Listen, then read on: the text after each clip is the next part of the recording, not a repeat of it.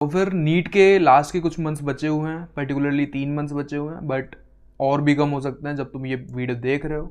In last के months में अगर मैं इस जगह होता कि भाई मेरे पास 3 महीने बचे हैं एंड लास्ट के मंथ में मुझे कुछ करना है जिससे मैं अपने मार्क्स सिग्निफिकेंटली इंक्रीज कर पाऊँ, तो मैं क्या करता, वो सारी टिप्स इस वीडियो में दूंगा।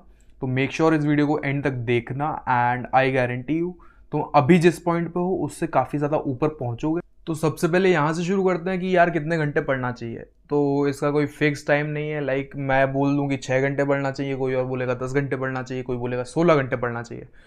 कोई चीज़ फिक्स्ड नहीं है। तुम्हें जितना ज़्यादा ज़रूरी लगता है, तुम जितना एक्सटेंड कर सकते हो उतना पढ़ना चाहिए। कुछ लोग 2-4 घंटे पढ़ के भी टॉप कर लेते हैं क्योंकि वो पूरे साल कंसिस्टेंटली अच्छे से पढ़ रहे होते हैं। कुछ लोग लास्ट के कुछ महीनों में 16-16 घंटे पढ़ के भी टॉप कर लेते हैं। एंड कुछ लोग ऐसे होते हैं कि जो लास्ट के मंथ्स में भी वो 4 से 6 घंटे पढ़ते हैं एंड वो टॉप करते हैं। तो अपनी टू डू लिस्ट बनाओ एंड उसको अचीव करना शुरू करो। रोज़ के तुम कुछ गोल सेट करोगे और मेक श्योर करोगे कि भाई तुम वो गोल्स अचीव कर रहे हो। ठीक है, तो ऐसा एक स्टिकी नोट बनाओगे जिस पर अपने तुम बॉक्सेस बनाओगे एंड रोज़ उनको टिक मार्क करोगे कि यार मैंने ये कर लिया।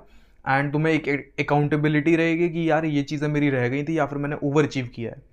तो इससे एक काफ़ी सिग्निफिकेंट बूस्ट मिलेगा तुम्हें। तो सबसे ज़्यादा इंपॉर्टेंट चीज़ क्या है कि इन लास्ट के कुछ मंथ्स में तुम क्या करते हो कि मॉक टेस्ट देना छोड़ देते हो, जो कि सबसे ज़्यादा ख़राब चीज़ है। तुम्हें इन लास्ट के मंथ्स में यही करना है, भले ही तुमने कितना भी पढ़ो कितना कम पढ़ाओ, तुम चीज़ें रिवाइज करो। तुम मॉक टेस्ट दो, फुल सिलेबस मॉक टेस्ट दो, उसका अच्छे से एनालिसिस करो। एनालिसिस की वीडियो मैंने दे रखी है, वो तुम जाके देख सकते हो। उसका अच्छे से एनालिसिस करो एंड फिर से मॉक टेस्ट दो। ये तुम्हारी कंप्लीट साइकिल होनी चाहिए इन पूरे मंथ्स में कि भाई मॉक टेस्ट दिया, एनालिसिस किया, फिर नई चीज़ों को रिवाइज किया, अपने पुराने वीक जो भी टॉपिक्स हैं उनको स्ट्रॉन्ग में कन्वर्ट करने की कोशिश की, या फिर से जीरो से पढ़ा एंड फिर से मैंने मॉक टेस्ट दिया।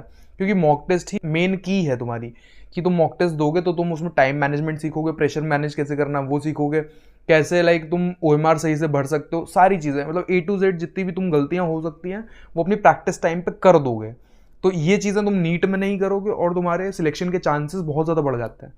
जो बच्चे मॉक टेस्ट नहीं देते हैं उनके सिलेक्शन के चांसेस बहुत कम होते हैं। अगर तुमने कभी प्रैक्टिस ही नहीं की तो तुम कैसे एक्सपेक्ट करोगे कि तुम रियल गेम में अच्छे से परफॉर्म करोगे। अब तुम्हें ये लग रहा होगा कि इतने सारे मॉक टेस्ट कहाँ से लाएं, कोचिंग वाले इतने सारे मॉक टेस्ट करवा नहीं रहे हैं।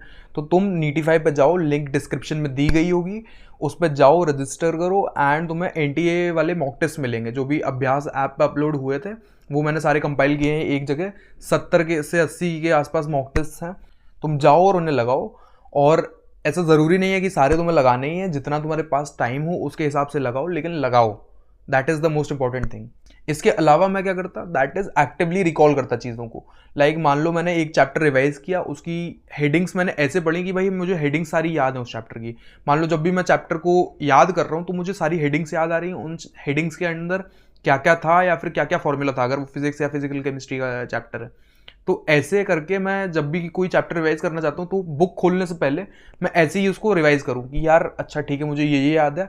अब बुक खोलते ही मुझे पता चलेगा अच्छा मुझे क्या क्या याद नहीं था, मैं उन पे ज़्यादा स्ट्रेस करूँगा।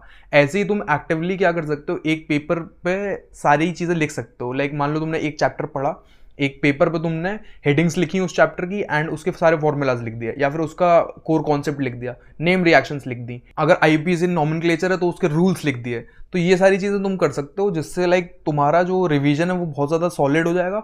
और तुमने 1 पेज नोट्स भी बना लिए जो कि तुम्हें बाद में बहुत काम आएंगे। जब तुम्हें एक दिन में अगर 10 चैप्टर रिवाइज करना, तुम उन नोट से इतनी जल्दी कर लोगे, तुम देखना कितना ज़्यादा इफेक्टिव होगा वो।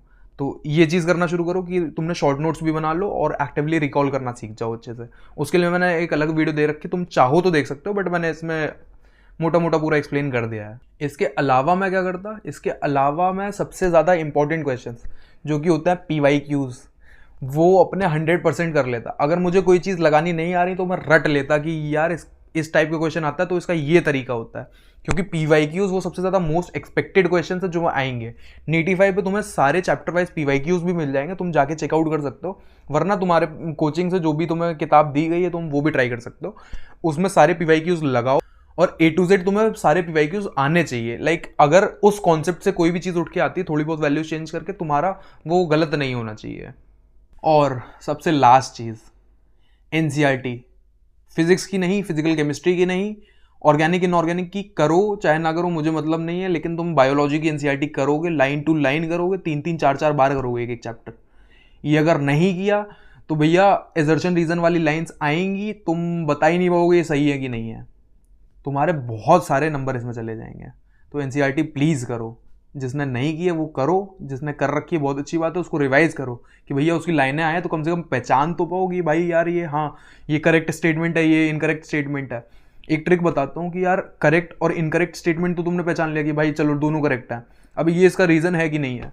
अगर एनसीईआरटी में एक ही पैराग्राफ की लाइन है ना वो, तो वो उसका करेक्ट रीज़न है।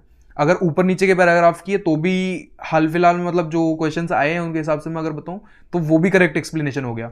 बट अगर कोई लाइन कहीं की है कोई लाइन कहीं की है तो वो उसका करेक्ट एक्सप्लेनेशन नहीं है। ये सिर्फ तुम तब कर पाओगे जब तुमने एनसीईआरटी पढ़ी हो। तो तुम्हारे लिए की टेक अवेज क्या है भाई? मॉक टेस्ट दो, कंसिस्टेंट रहो, पीवाईक्यूज लगाओ, चीज़ें एक्टिवली रिकॉल करना सीखो एंड एनसीईआरटी पढ़ो। ये 5 की टेक अवेज हैं, ये सारे इंप्लीमेंट करो एंड आई गारंटी यू कि तुम्हारा नीट का पेपर जो होगा वो बहुत अच्छा जाएगा। एंड अभी से कोशिश करना शुरू करो, लास्ट तक हार नहीं मानना। और यार एक हम्बल रिक्वेस्ट है कि अगर वीडियो इस पॉइंट तक देख रहे हो, तुम्हें पसंद आ रही है तो प्लीज़ इसको लाइक कर देना और कमेंट्स में मुझे बताओ तुम्हें और क्या क्या प्रॉब्लम्स आती है जिसके बारे में मैं तुम्हारे लिए वीडियोस बना सकता हूँ। तो जाओ जल्दी लाइक करो और कमेंट करके बता दो।